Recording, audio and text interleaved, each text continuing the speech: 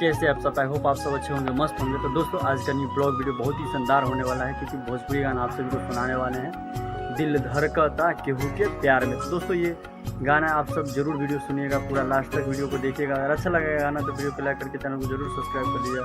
तो चलिए वीडियो को स्टार्ट करते हैं बिना किसी देरी का।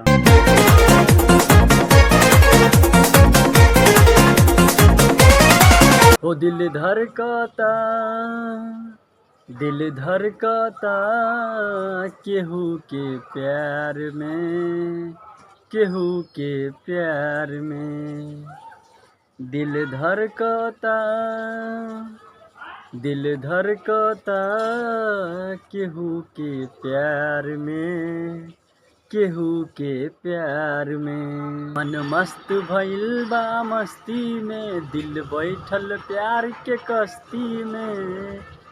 हो मन मस्त भइल बा मस्ती में, दिल बैठल प्यार के कश्ती में। हो रहेला अखिया हरदम इंतजार में। दिल धड़कता केहू के प्यार में, केहू के प्यार में। ओ दिल धड़कता केहू के प्यार में, केहू के प्यार में, केहू के प्यार में। ओ दुनिया देखी हमनी के यारी, प्रीत प्रेम दिलदारी के। नहिया से नहिया के रंग में डूबल सारी उमरिया सारी उमरिया सारी। ओ दुनिया देखे हमनी के यारी, प्रीत प्रेम दिलदारी के। नहिया से नहिया के रंग में डूबल बाकी उमरिया सारी। हो दिल यार के प्यार में तरसेला, नहीं नैन मिले तो तरसेला। ओ दिल यार के प्यार में तरसेला, नहीं नैन मिले तो तरसेला। ओहे न कबहू चाहत अख्तियार में। ओ दिल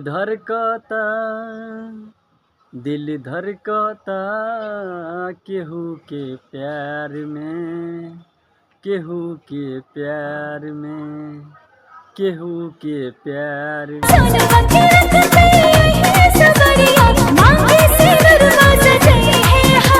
हो केहू बजावे छम के पयलिया, मन के मोह के नैया।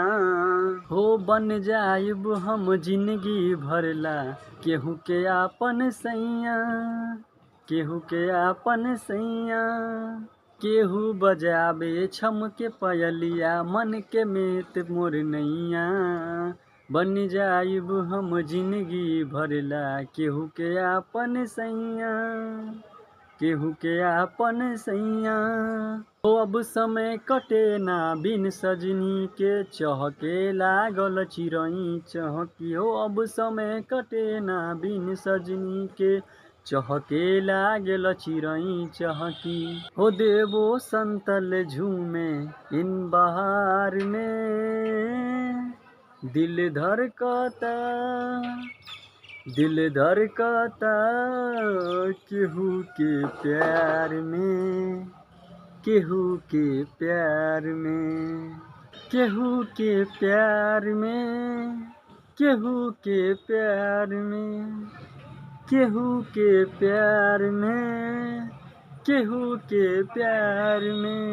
धड़कता दिल धड़कता। तो दोस्तों ये गाना आप सभी को कैसा लगा? आई होप अगर अच्छा लगा तो वीडियो को लाइक करके चैनल को जरूर सब्सक्राइब कर दीजिए, और कमेंट करके जरूर बताइएगा ना कि ये गाना आपको कैसा लगा। तो चलिए फिर मिलते हैं नेक्स्ट ब्लॉग वीडियो में। आज के लिए इतना ही। जय हिंद।